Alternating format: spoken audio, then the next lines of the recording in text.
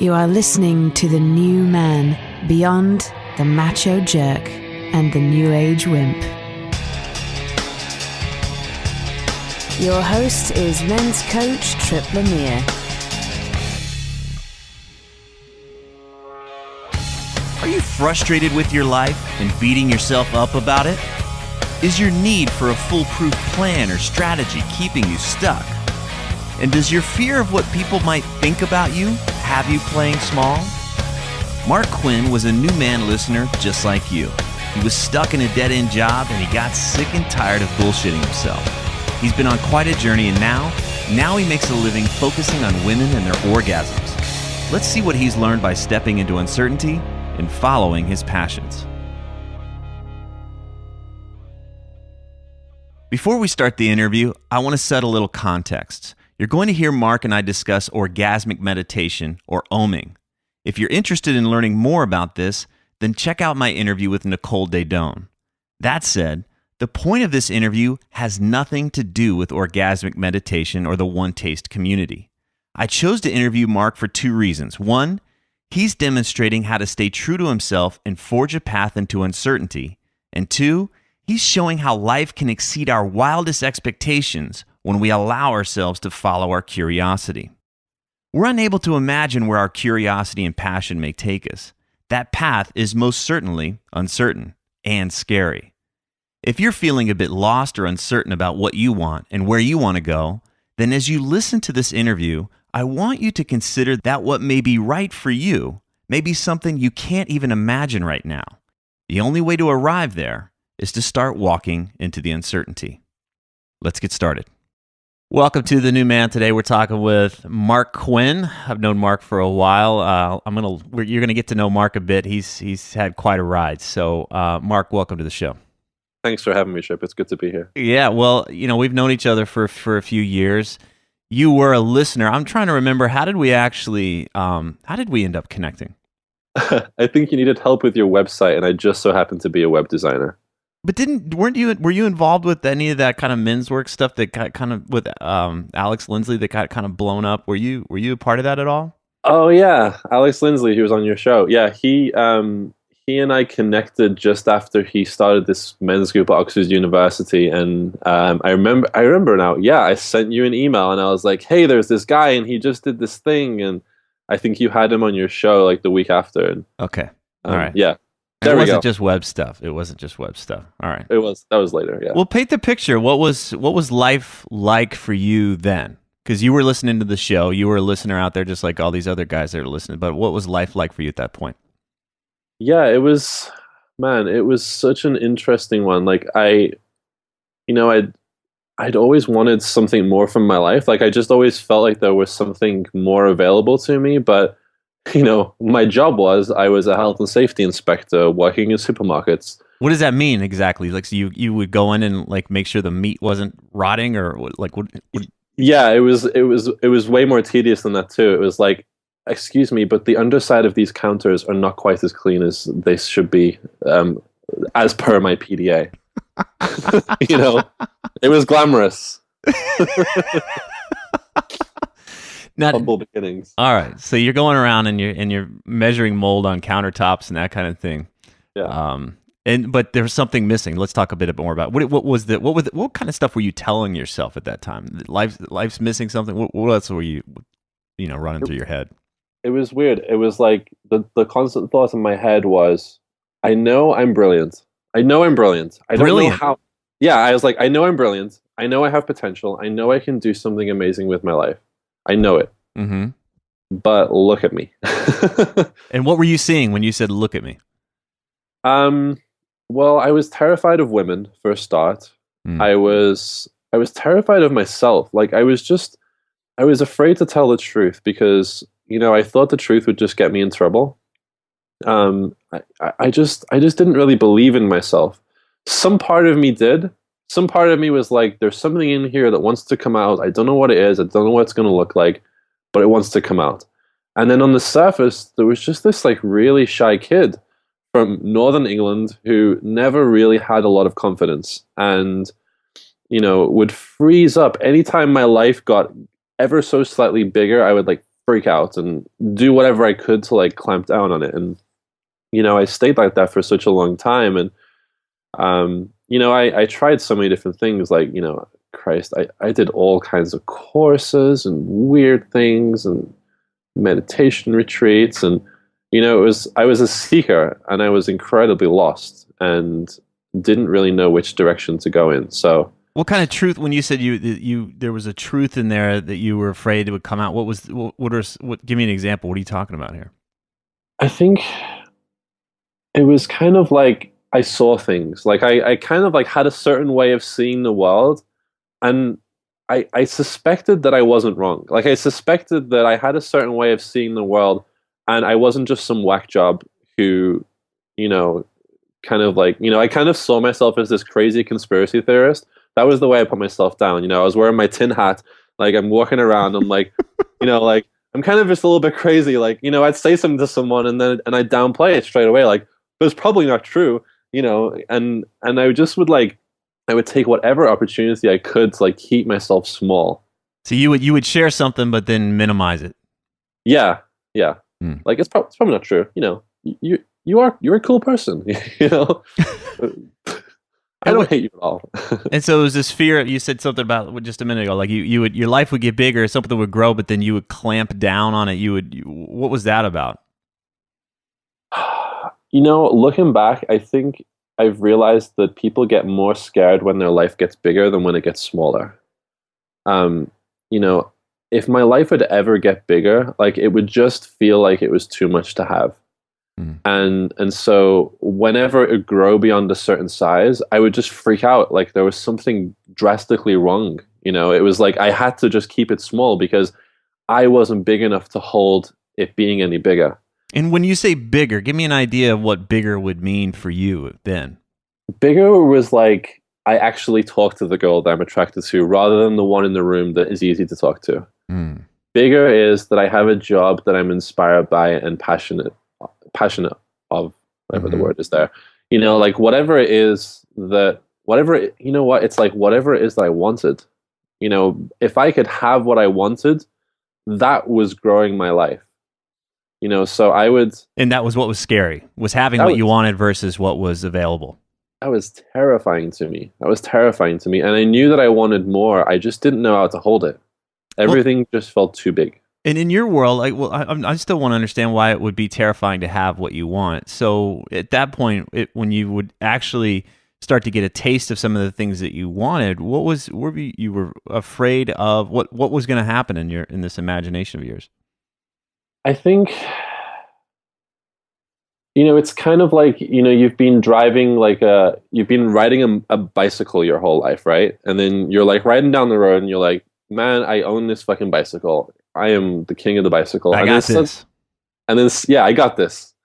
And then suddenly someone gives you a Harley Davidson and you've never ridden a Harley Davidson in your life. And you're like, shit, I'm going to kill somebody with that thing or myself. So like you get you're like afraid to even turn the handle to like go a little bit faster. Okay. You're afraid to even gain any speed in case you go totally out of control. So you're complaining. You're not happy with your life. You're not happy how things are going. But the reality is that the idea of you having what you want in your life is really scary to you. And it sounds like it's just scary because it's just new. It's not in your comfort zone. I can imagine a lot of guys can relate to that. It's just different and it's new and it's not what you're used to. Absolutely. I was brought up in not a very rich family. Like I was okay with scarcity. I was okay with not having enough. Like that was my comfort zone. So doesn't mean you're happy, but that's just what you were comfortable with. Exactly. Okay. Definitely big difference. Big difference. That was comfortable, but it was not making me happy. But the bigger thing of like, I want a beautiful girlfriend. I want a job that inspires me. All of that stuff just felt like I knew that I had to be a bigger person to hold it. I knew that if I wanted the woman that I wanted, I'd have to firstly grow up. I'd have to be honest. I'd have to be able to handle her better.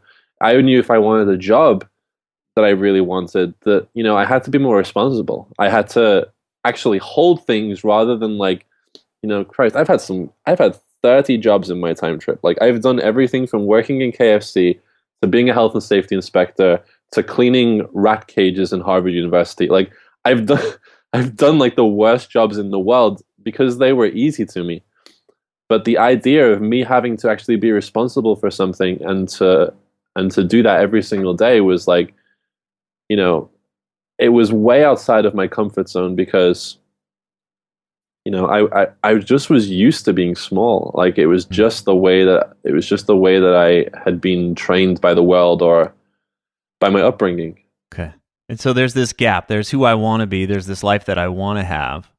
Yeah. And then there's this thing that I do to make sure that I stay small in order to stay comfortable, but I'm not happy. And so that gap there is going to create some discomfort of its own. It's going to create its own tension. So what kind of things were you doing to manage that tension? Yeah, it's funny. I just remembered a show of yours from way back when you interviewed Brian Johnson, and he said that you have I think he said you have the place where you are and then the place where you want to be, and you're creating this like you see how far they are apart, and you feel the dissonance. Like the things that like I felt that every single day, and the things I was doing. What did I do? Like I became a hypnotherapist. Like I did training in hypnotherapy. I went to Landmark. I did some courses there. I did coaching with like 3 different coaches. And it was kind of like, I think after a certain time, it's funny. I go back and like a lot of the things that I got actually came from your show. I'm remembering another thing where you said, or somebody said, you create your environment for success. And this may be Marcus Buckingham. I seem to have a huge catalog of your shows in my head. I'm like, I don't know who said that. I know, you're like, who's that guy?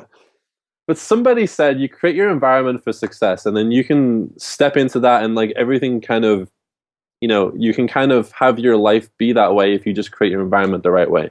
Yeah. So for a certain amount of time, like I said to myself, what I'm going to do is I'm going to make myself so uncomfortable in the location that I am that I have to pop out of it. And Okay. the way that I was doing that is I just infected myself with so many different things. Like I was reading a lot of books. I was going to a lot of courses. I would go and I would go to events that made me uncomfortable. I would do coaching with people who were far too expensive for me. Like I just wanted to make it so uncomfortable to be small. So at some point you were very conscious that I've got to get out, I've got to be uncomfortable in order to that was your thing. The battle was against this idea of being comfortable. So you got clarity around that. Okay. And then now, okay, I'm just going to make myself uncomfortable. Was it that arbitrary? Or did you have a sense of where to go? Because a lot of guys are like, oh, well, I need to figure out where I want to go, and then I'll be willing to go get uncomfortable. But it sounds like for you, you're just like, fuck it, I'm going to be uncomfortable. That's literally it. That's literally what I did. Okay. I didn't have any answers back then. I didn't really know where I was going. I just knew that I had to be bigger. Mm-hmm. And I knew that if I was able to be bigger, then I would see the bigger thing that I wanted. But my sight, it was like I was like Mr. Magoo, like I was wearing these big ass glasses, and I'm like, what do I want in the world? And I would look around, and I wouldn't know because I would only be able to see like these small snapshots of it. Mm. So I don't know where I got it from. I just had this idea that like I have to be bigger, and if I'm bigger, I can see the bigger things. So I knew that the only way to do that was just to be incredibly uncomfortable. Well, I just think I just want to underline that for the guy that's listening. Is a lot of us are waiting for the path to show up, and then we're going to gauge whether or not we want to go and bother doing it, to take the risk or to go through the discomfort. And I think it's really amazing that you flipped it and said, look, once I get out of this comfort zone, this kind of bubble that I'm in, then I trust that I'm going to see something bigger. I'll see something beyond that. But first, I've got to get out of this way of doing things. Yeah, exactly. Okay. I had to do the things that were apparent to me at the time. Like I had to be okay with talking to the people I wanted to talk to, or like chasing after, even just like the little things that I wanted. Like, I want a different job, and being able to be like, I'm going to be so ruthless with myself that this is what I want, and I'm going to go after it. Now, were you friends with yourself at this time, or was there a lot of negative self-talk? I mean, when you wake up in the morning and you just start beating yourself up, because that's a pattern of the self-development jackass. Sounds like we could head down that road. Was there a voice in you? Were you more supportive, or was this a time where you were really beating yourself up? I think this was a time where I just decided enough was enough. Um, I'll tell you the story. Like, I met this woman one weekend, and this woman was completely amazing to me. Like, completely amazing to me. She would go to a place and say, I'm going to leave this place next Tuesday, and I don't know where I'm going. And then on like Sunday or Monday, she would somehow get this message of where she was going. Like, someone would say, you want to come with me to this place? And she'd be like, sure. And when I met this woman, I just decided that like this is the way I wanted to live. Like, this was the way that I wanted to live. And I made a lot of decisions after meeting her that really, really did shift a lot of my my ways of being. Like, my self-talk was so negative on myself. Like, I mean, a lot of personal development is I have to be better. Yeah, it's like the only reason why I'm reading this is because I don't like who I am now. So and once I get to be this other person, then I'll actually like myself. So it's a trap. I see a lot of guys get into it. Yeah. And so I was so not in approval of who I was. And, I had gifts, like I had things to offer the world, but I would always say that they weren't enough. So I was never able to operate from what I had. I would always be like, no, I have to be something else before I can even move. And yeah, it was a huge trap, and it got me stuck for such a long time. And there just came this point where I just had to decide, like, I can either keep killing myself for not being this amazing visionary that I want to be, or I can just be like, no, I'm this humble guy who inspects mold on countertops and wants a bigger life. That's a big shift there. So there was something about just accepting who you are, including your desire to make it something better. Yeah. All right. I don't, guys, if you're listening, listen to that part again, because it's this it's such a big deal, and I know it's hard. It's really hard, but it's just so critical that we feel like we're an ally to ourselves, even if we're not happy with where we are, even if we see where we want to go. But treating ourselves as if we are the biggest liability and we hate ourselves and that kind of stuff, it's only going to perpetuate that not enough thing. So I'm really glad you brought that up. I do that to myself. It's a trap that I can get into. Yeah. And I just I'm glad you named that, because if I'm working with somebody, that's the first place we got to start, is like if they're beating themselves up, we just can't start there.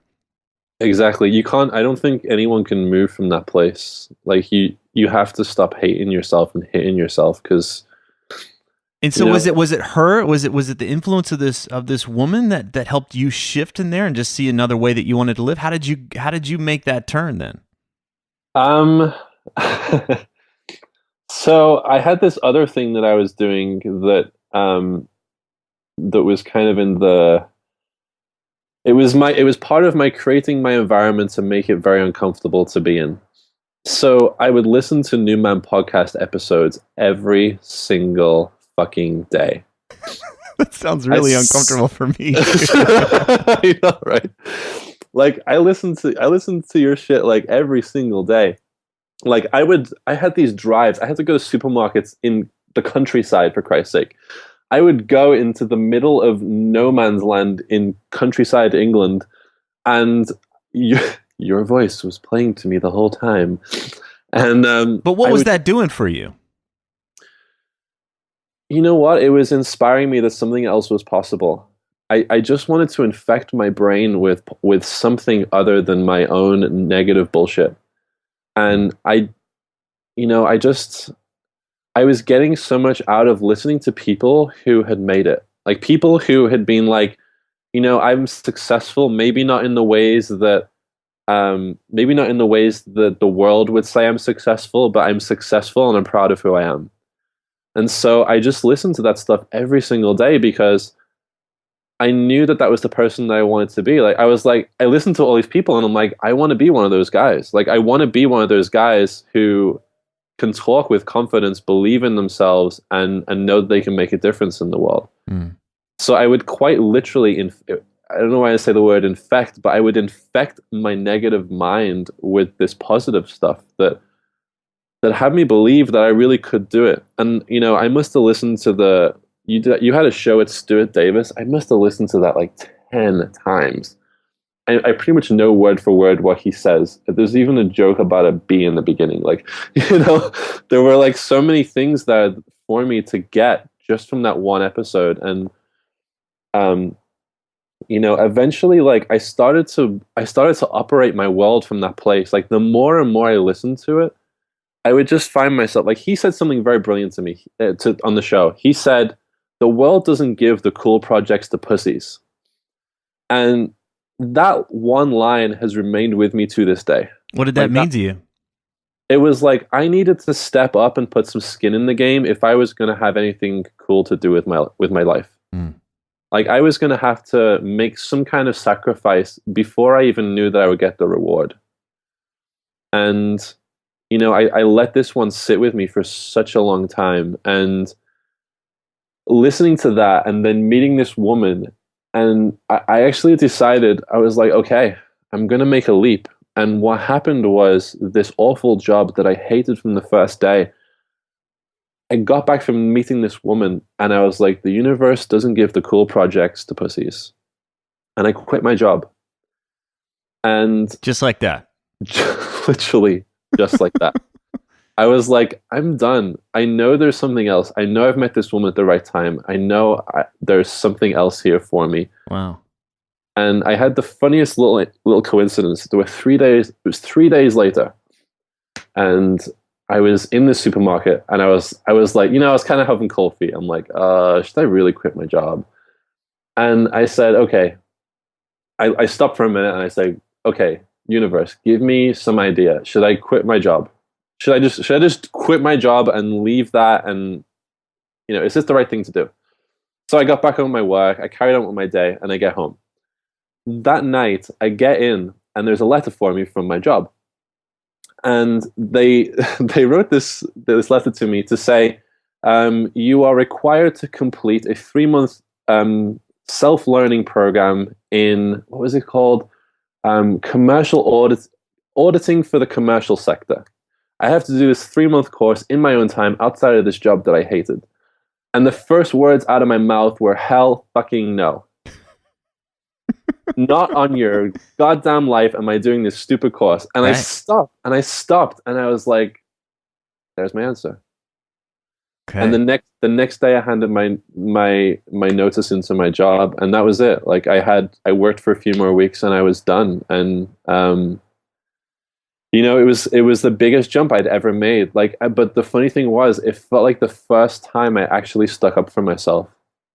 Wow. There was something that was severely making me miserable every single day, and I just decided, enough is enough. And the most difficult part of that was I actually dealt with a lot of stuff with my parents at the same time. My mother didn't speak to me for a month. You quit your job, and that was why she wasn't speaking with you? Yeah. I quit my job, and she was so worried for me that she couldn't speak to me for a month because she was so mad. And it was one of those things where I would wake up every day, and it was like my whole body was bursting into flames. And I was like, should I call her and tell her I'll take the job back? And I'm like, no, I can't do that anymore. And for every single one of those days, for that month, I sat in that sensation, and it was, I look at it now and I'm like, I feel like I was burning off all of the shoulds that I've ever had in my life in that 1 month.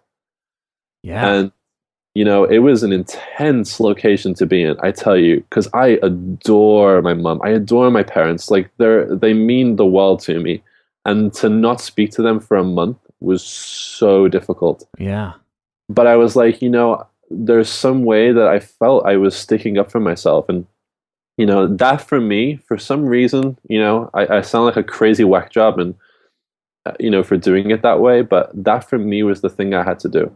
It's interesting because you talk about stepping off into the unknown, making that leap, but we haven't gotten into that uncertainty yet. But what you're saying, the most immediate part was just letting go of part of the reason you were holding back was needing the approval of Of your mom, of your parents.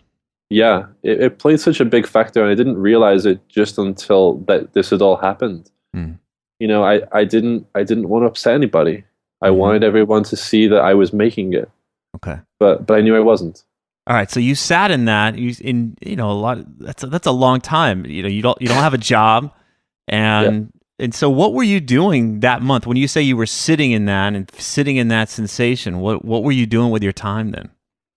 Um, the funny thing is that excuse me. The funny thing is that at that time I was just starting to learn about internet marketing.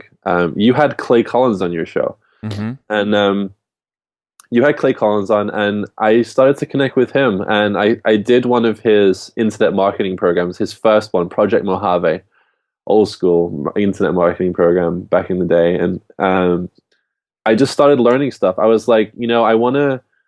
This looks fun to me. That's literally the thought that was in my head. This looks fun. I think I could enjoy doing this. So just following your curiosity, following your amusement. Let me see where this takes me. Exactly. And I became obsessed with like how to market to people online. Like I was obsessed. It was crazy. I never gave a crap about marketing or any of that stuff. But it was like the first thing to catch my interest, and I was like, cool, it's cheap enough. I'll jump on board with that. And so that's what I started doing. And like, were you driven by like, here's a tool that I can use to make money and support myself, or was it more of like, holy shit, what's this whole world? What was really driving you? Was it really your amusement, or was it I got to make a bunch of money now? Because I can see where that could be driven by fear. Totally, but the scarcity, I should just say, that you were trying to get away from. Yeah, I definitely did feel scarce around money because I was about to lose my job. So, right. I definitely felt like I needed something to kind of step into.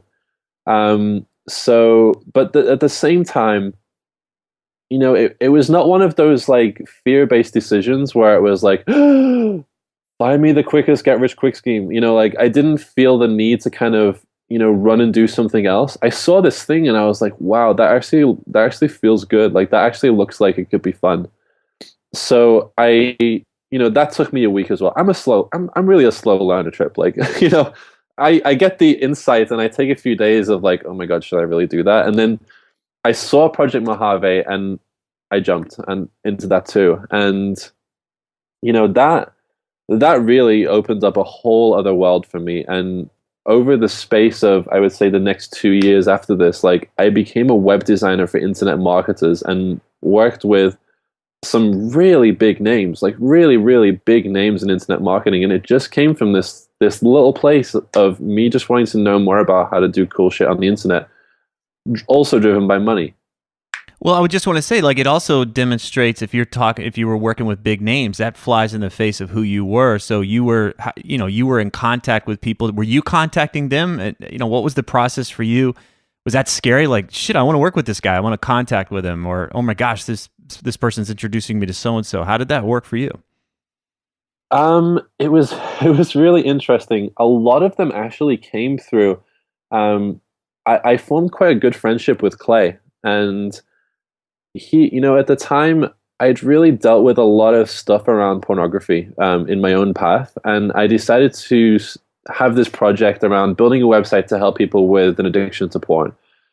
And so, he was inspired by my passion, and we became friends, and I started doing some work with him, and then eventually he sent all of his friends to me.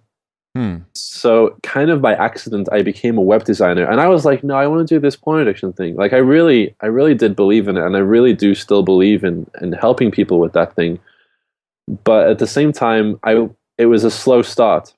Well, I'm just imagining how that would even come out. Like that's a demonstration of you being willing to live large. And I want to slow down and really underline something here, because that's the vulnerable place. If someone were to know that I struggle with porn addiction, then they may not like me. They may not want to work with me.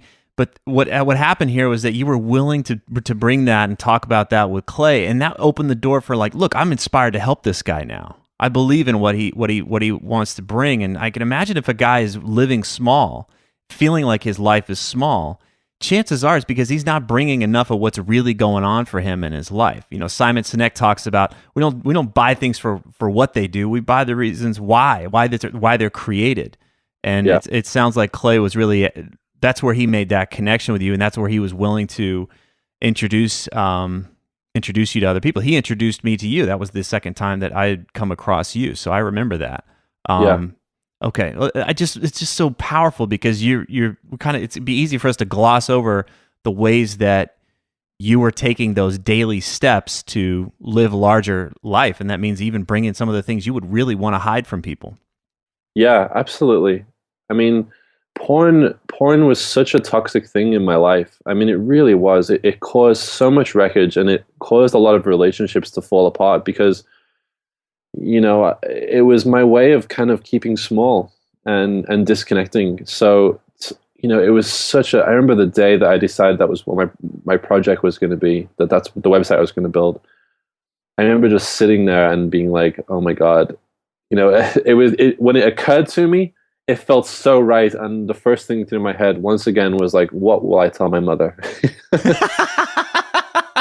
Oh, no, mom's going to hear about this one, right? Yeah, exactly. I'm going to have to tell her it's funny now and all of this. And how'd that go?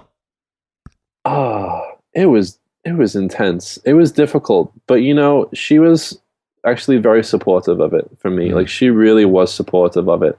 And, you know, I think the transition that I went through of quitting my job, I actually helped. She said to me, you finished me off, because I realized I spent my whole life worrying about other people and not about myself. Wow. And so it served her for you just to live your life. You guys got kind of unhooked from each other, that enmeshment or something. It did. And our relationship hasn't been the same since. Like, it's so much more connected and beautiful because of that. And because she knows that this is my life, this is my path. And she does whatever she can to support me through it. So that's so amazing, because I want to interrupt again, because so many of us we can't imagine anything other than the conflict. There's the immediate conflict because something's going to change between me and mom or whomever, and we don't see that there's another possibility on the other side of it. So that's another reason why we play small. And I can imagine you couldn't even you can't even imagine that was possible, that this would bring you closer. I had no idea that would bring us closer. I thought she would just be mad at me forever for doing that. But, you know, it really transformed our relationship. And as you say, like, it unhooked us. Like, we were able to have our own lives from that point on. And I never knew that was possible. But I feel grateful to myself that I gave that possibility of a relationship to me and my mother. Wow. All right. So you're stepping into this. You're trying to create an online offering for porn addiction. Yeah. Another edgy thing. Wow. That you could have, you know, done, I don't know, house cleaning or something. There were other search terms you could have chosen. Exactly. Other all niches. Skills, the health and safety market. Yeah. Yeah. You could have done mold kind of products, but no, you went with porn addiction. Okay. I tried to look for something simpler, but I was like, nope, this is it. Just more right. Like, where's the fear? I'm going to step right into it. I'm going to go right there. There's more wholeness on the other side. Were you aware of that at that time, or was it still just like, oh crap? I don't know. I knew that it just felt right. Like, it just felt like it was the right thing to do. Probably because it was scary. Probably because whenever I couldn't think of anything else. I think that's what it was. I think I just could not think of anything else. And even when I tried to be like, no, I'm also good at this. I could also do this other thing. I could help people do more organized or whatever. Like, I just couldn't stop thinking like, oh my God, I can make such a difference with porn addiction. Wow. I love it. And you know, there's a thing here, like, when we bullshit ourselves for most of our life, we start to really become aware of it more and more. It's like, it becomes harder to bullshit ourselves. We just know that taste, and like, okay, here's the truth. The truth is I could do this, and that this is what it would really serve me and possibly serve a lot of others.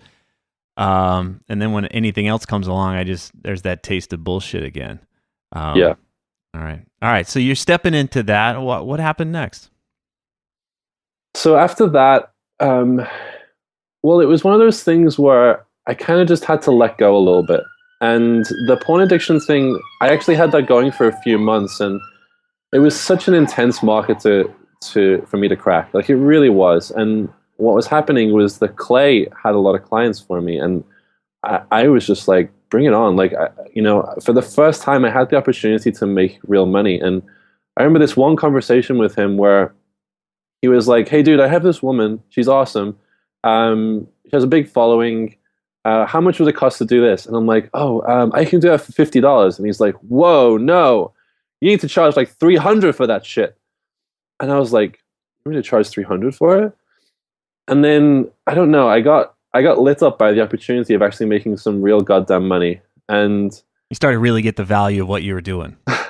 yeah, and I was making such a big difference to to people that he would send my way. So I started charging more than I've ever charged for anything before, and like I helped really big names to like really get out there and to get a wider audience. Like I'd help people to get more people on their email list and have more beautiful websites. Like all of these different things, I enjoyed it. Like it was so much fun. And so there was this part of me that was like, no, should I let go of this porn thing? Should I keep doing it? What should I do? And then there was also this way that was like, no, this actually feels like it's more fruitful. Like there's more movement here. Like I'm moving faster. Like my life feels bigger here. So after a few months, I actually had a few of my clients from the porn addiction thing carry on with me for several months after that. But I actually did shift to web design, and I did that for 2 years. And, I had the most fun. Like I had so much fun. Like the people I worked with were just amazing. And, I got to see what it was like running my own business. And, that for me, I never thought was possible. Like I never thought I could be responsible enough to run my own business. Wow. So yeah, it was a really big transition in that way. Like it really did kickstart something for me. And for the next 2 years, like, you know what? I just needed to earn some money for a while. Like I just enjoyed like having a little bit of money, and it was kind of like I could just take my time with things and enjoy life for a change. And that's what I did.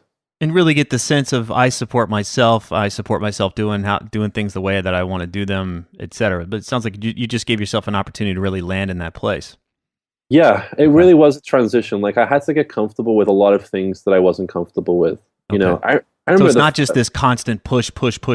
You gave yourself that space to like, okay, I'm in this next level. I'm going to enjoy this for a while. I'm going to learn how to operate at this level. Yeah. Okay. Yeah, I stayed there for 2 years, and then that peak ran out as well. And how did you know that it was running out? What was your experience? Because we can tell ourselves, well, now that I've made it, I'm done. A lot of people imagine this velvet rope kind of thing, like, well, that's it. I'm no longer in that place, so I must be done here. But what was your experience that was telling you, okay, this is I'm finishing up another phase? I realized how bored I was. Like the things that used to excite me were no longer exciting to me. And I started to get a lot of the same clients. Like I started to get a lot of life coaches who talked about helping you find their purpose, but they were terrified of themselves.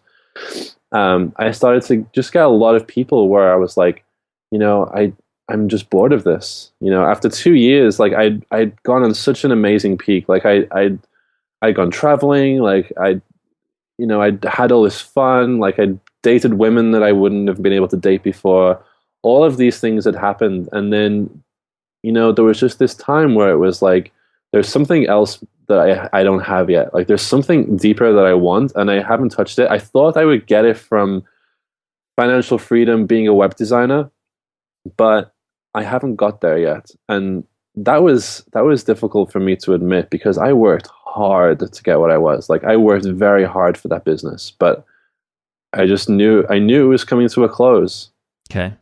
And so what did that mean? What were you looking for this time? What was the solution you imagined you needed?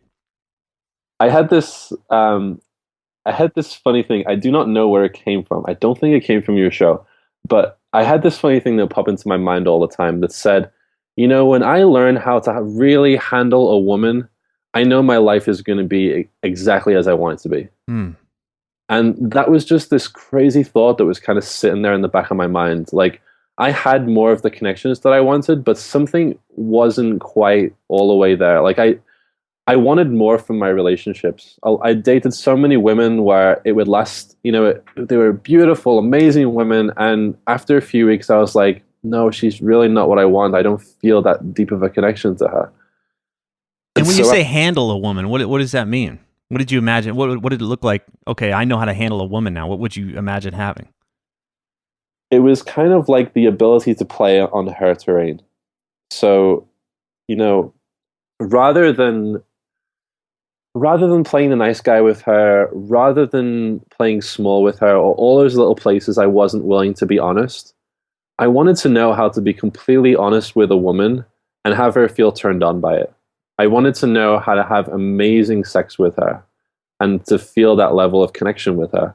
Like, I wanted to know that I could really go up to a woman and get inside of her world and deeply connect with her, and that I could have a profound impact on her and she could have a profound impact on me because I'm able to open up enough.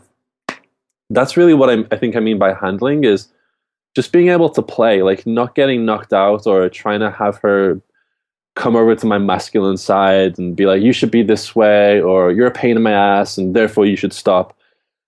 I wanted to be able to play with a woman on her terms. It's not enough, for a lot of us, it's not enough. I can imagine, well, if I'm not getting dates, I just want dates. Oh, great, I'm getting dates. Yeah. Now I want to, okay, yeah, now I want to be able to have sex. Okay, great, now I'm able to have sex. But then it's this point, it's like, wait a second, I actually really want to be able to connect. I really want to be able to just go beyond this superficial stuff. And, okay. Absolutely. And I didn't know how to do that. I really had no clue how to do that. Sure. Okay, and then? And then you had Nicole Daedone on your show. And I remember you titled the show, Give a Woman a 15-Minute Orgasm. And I remember I just finished up the day and I was like, oh, what should I do? I have nothing to do tonight. And then I saw the email popped up and it says, give a woman a 15-minute orgasm. And my first reaction was, what a load of crap. I was like, that is the worst headline this guy has ever had. Jesus Christ, the quality of the show has really gone downhill. And knowing you probably sent me some nasty email.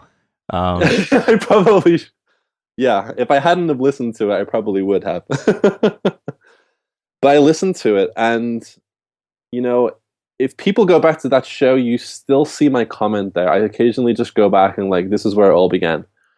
And, I listened to this, and the thing that I found compelling is that it was a woman talking about a woman's orgasm. And I thought when you said, give a woman a 15-minute orgasm, that you were going to get some two schmucks on your show who'd been in college and got drunk one night and figured out how to fiddle with a woman's clit and get her off, and they were going to talk about it on your show. Give me a little more credit. I know, I'm so harsh to you, I know.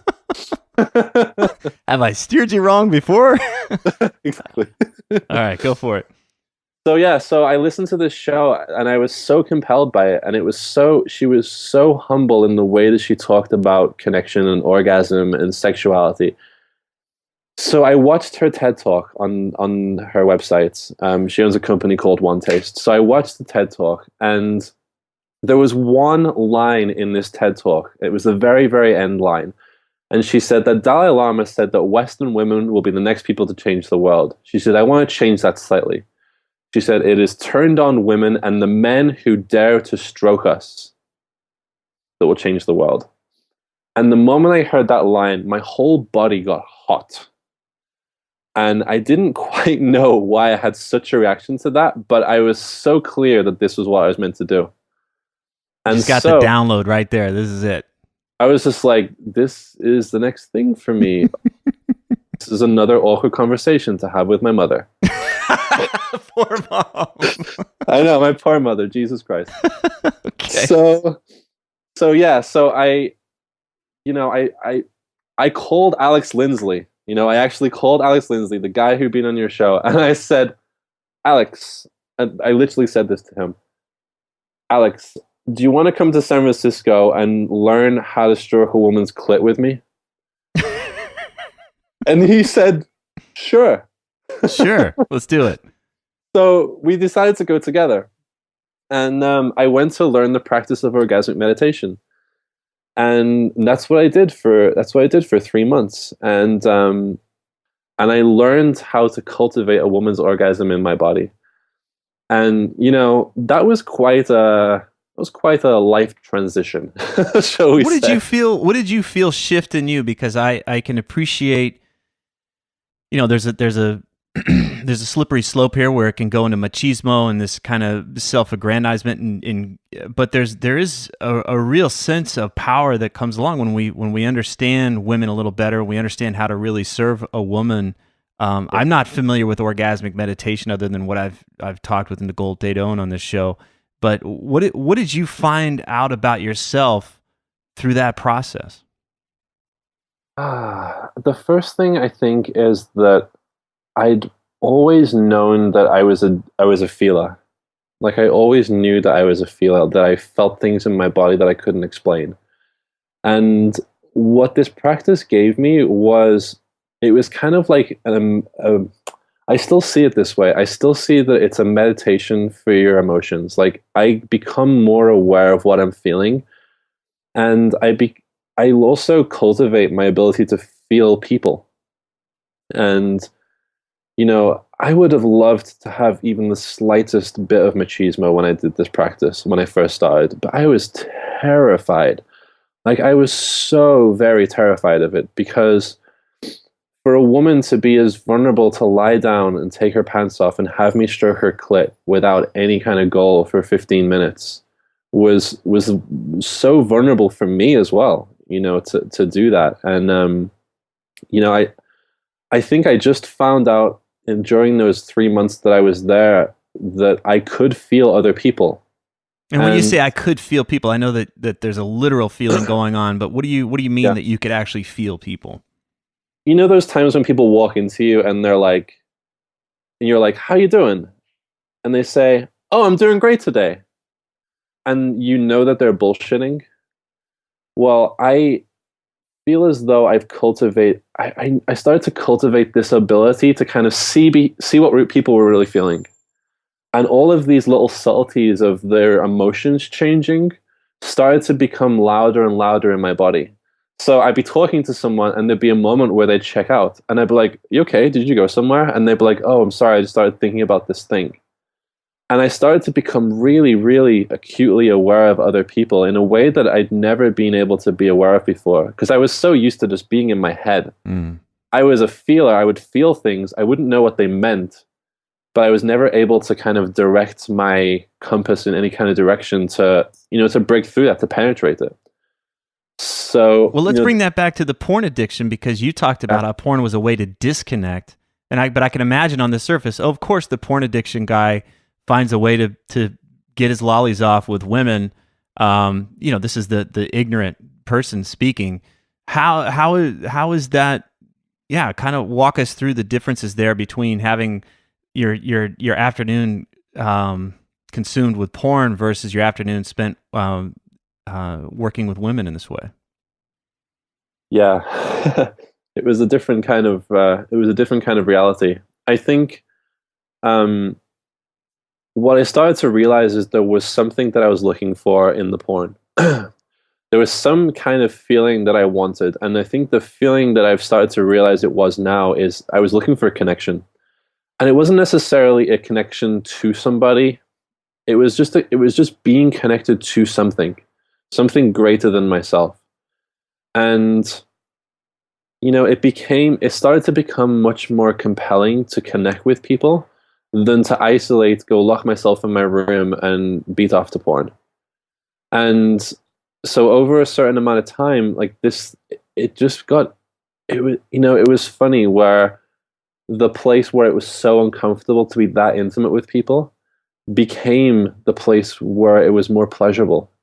It was not necessarily comfortable, but I wasn't as bothered at this point about being comfortable. I was more bothered with like, this actually just feels really good. Okay, it's a little intense, but suddenly I started to be able, I was able to get off more on being uncomfortable. And I realized the more uncomfortable I was in certain situations, I would have more fun. Like I would have the most tremendous fun the more nervous I was. And I'd never been able to get to that place before. Oh. Yeah, I could imagine. The whole playing small is how do I stay comfortable? That's the umbrella that we're under. What do I got to do to stay comfortable? What do I have to do to stay in my certainty and what I know and what I can control? Yeah. And you're saying now, well, wait a second. I can expand my capacity to be with discomfort, and that's where I'll actually find the most pleasure, the most enjoyment. Absolutely. Yeah, it really transformed a lot of my relationships because, let's face it, women make us uncomfortable. Like, they have a lot more energy than men do for the most part. Like they're just more turned on and they're more playful. And, I think a lot of men, when we're approaching women, like we're so used to kind of contracting in the face of that sensation, except I was learning how to be open to it. And so what was happening was, I would go out to a nightclub, and whereas before I would go and talk to the girls who were comfortable, I was comfortable with, I'd actually learned to, the way I like to say it is I got off on being uncomfortable. Like I actually got off on it. So I would go and I would literally look around the room and be like, okay, who are the most turned on, scary looking women in the room? And I found myself walking up to them and dancing with them, and which was even more terrifying because I'm a horrible dancer. So I'm dancing like some kind of disco dad on the dance floor, and they're laughing their ass off at me, and I don't even care because I'm having so much fun. You got over yourself. I did. It was actually very humbling. Like it really was very humbling to say, this is who I am now. I can actually enjoy people for the first time in my life. I was so dying to enjoy people. People were annoying to me. They really were annoying to me. I couldn't quite figure them out. But I found a place in myself that really enjoyed them and was totally okay with being uncomfortable with them. And that was really, and you're saying that you learning this practice with women was what opened the door, that you were able to take that into all these other interactions in the world. Absolutely. So it wasn't like, oh, I'm going to go learn some tricks that I can perform in the bedroom and maybe I can try and lure a woman back there and then wow her with this. It was something that something transformed in you, and that allowed you to show up in a different way out in the world. Yeah, it did. It did. And, I came back to London and I felt like a different person. Like I didn't know who I was because I felt so big. And there was something about this practice that had me feeling so much bigger than I thought I was before. Well, that was what you've been avoiding. Was it scary? Was it as uncomfortable as you imagined being as big as you were? Oh my God, it was the most awesome feeling in my life. It was like, I feel big, and I felt bigger than everybody. Like it was unreal just how it was, because I'd been in this environment where everyone was bigger than me in San Francisco. Where I went to learn. And then I get home and I walk around and I'm like, oh my God, I feel like I can talk to any person on this street and be totally comfortable and present with them. And I'd never felt that before. Freedom. Total freedom. It was amazing. And so you're back in London. What do you create a life from there? Well, the first thing was, I was like, oh my God, I've just gone and learned this crazy practice. I can't not do this anymore. Like everything was different. I was like, I just learned how to stroke pussy. This is the cool world. How can I stop doing this? But there was nobody in London. So I was like, all right, well, what am I going to do about that? So I was like, okay, I'm going to tell every person about orgasmic meditation. I'm going to find a partner. I don't know how I'm going to do it. Don't know how I'm going to get some strange woman to come and lie down with me and have me stroke her clit for 15 minutes. Without going to jail. Without going to jail. Without awkward phone calls happening afterwards. Okay. So what happened was I started to just go out and tell people. I went on a tantra course. I never ever thought I'd go on a tantra course, but I went on a tantra course. And I was kind of bad. I kind of promoted orgasmic meditation in the middle of the tantra course, and I found this woman there who I still own with today, and yeah, so she came along with me, and over the period of about 3 or 4 months, I started just to tell people more and more and more. After about 3, 4 months, I had 15 people in London practicing orgasmic meditation. Okay, I want to just press pause here because there was a time in my life where I was, I'd found a community. I was living in Florida and I found a community out in Colorado, and I was not bringing it back. Like there was this, well, that's over there. And I could imagine it was a way for me to stay safe. Yeah. And not actually trying to integrate that. And so you're stepping into the discomfort again of like, well, I'm going to bring it back. I'm going to have uncomfortable conversations about what I really want. I just want to, that was another opportunity for you to either play small or step into your truth there. I want to recognize it. It'd been so easy for you to just create this story like, well, I can't do that here. That only happens in San Francisco. Yeah, and definitely not in London because there are British people here, for Christ's sake. Like I've heard there's a lot of British people there. There's a lot of and they're very British, I tell you. And so the idea of this whole clit stroking thing is rather uncomfortable to us. Sure. So you got 15 people. Sorry, I interrupted you, but go ahead. Sure, I got 15 people, and then One Taste decided to send somebody over to help us. And I was amazed. I was like, oh my God, are we actually going to bring female orgasm to London? Is that actually possible? Was that a dream of yours? Was that something that you wanted to have happen to try and bring it? Or were you just trying to just continue to go? I think there came a certain point where we had enough people that I was like, I actually have a community of people now. And they were all looking to me for how to do this thing. They were all like, they loved the practice. And so, I think there came a point where it was kind of like the desire just kind of turned up, and I'm like, I guess that's the next thing that I want. And it was uncomfortable to admit. It really was, because why?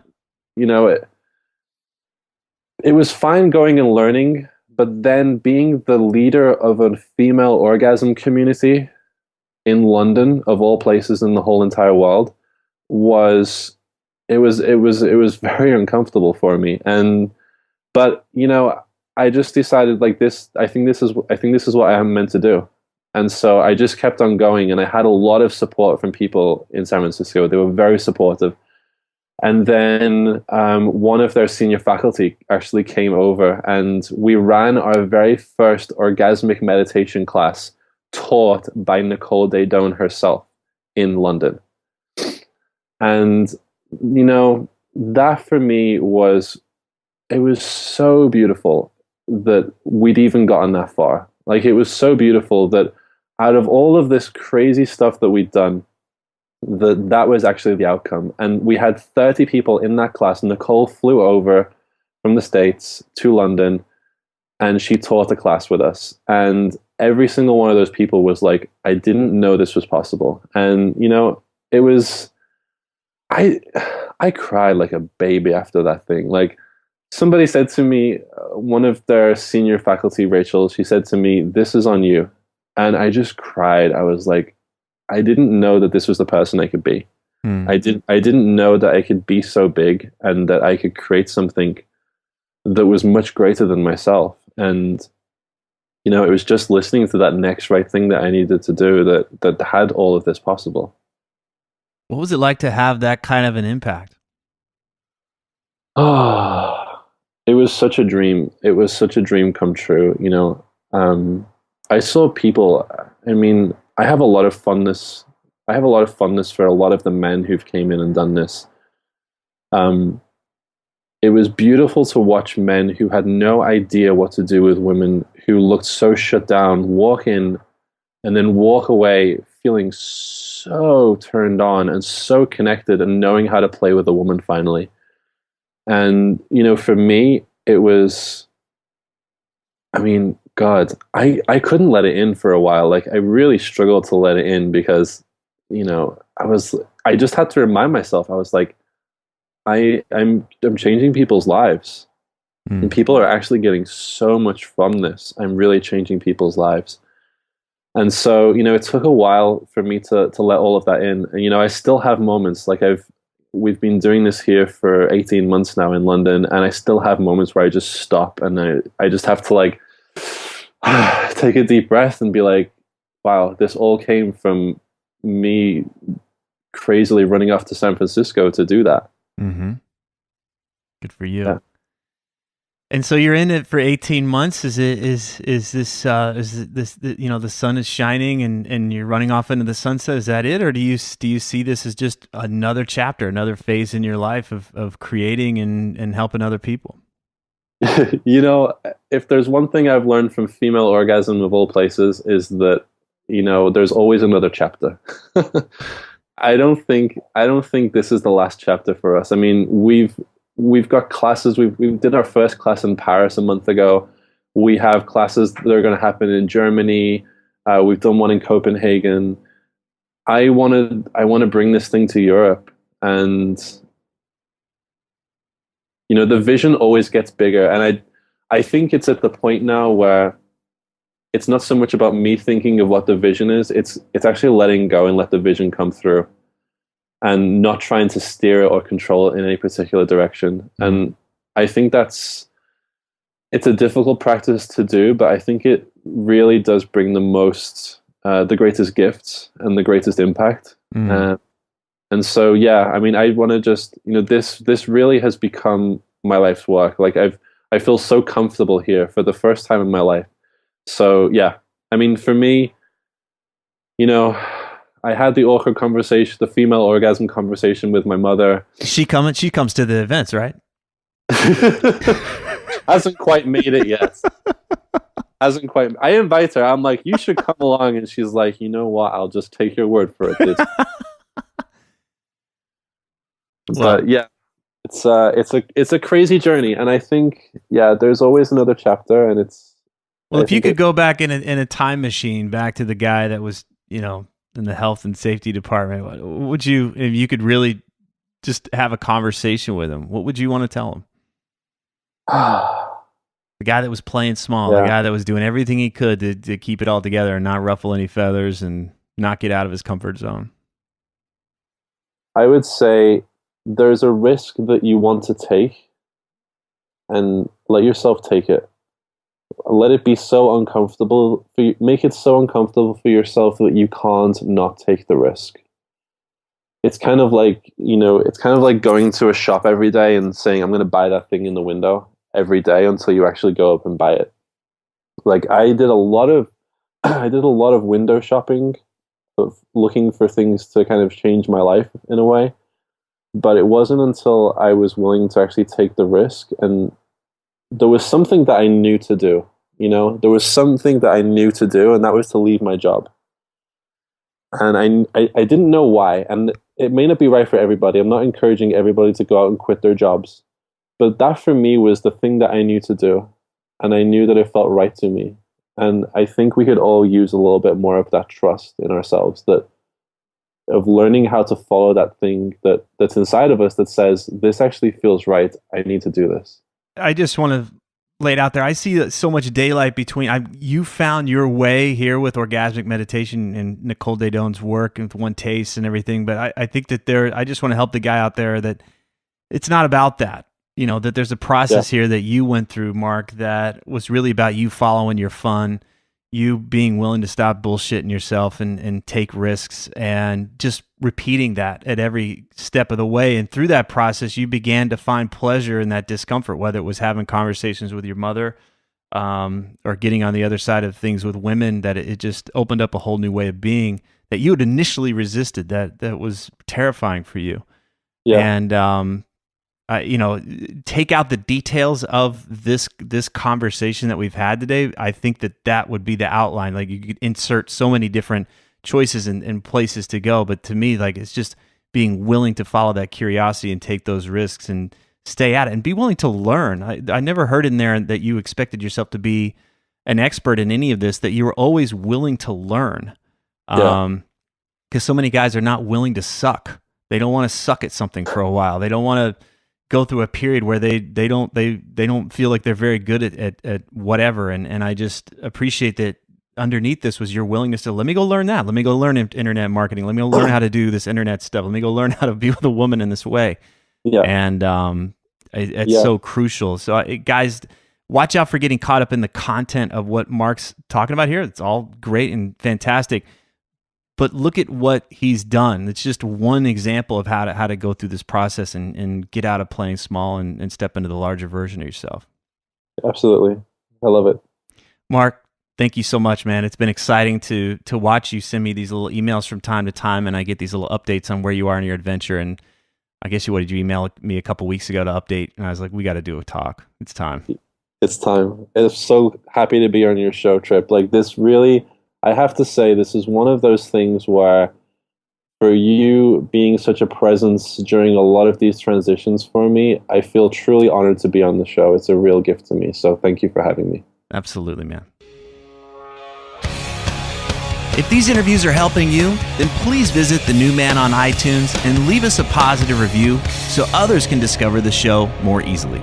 Thanks for listening.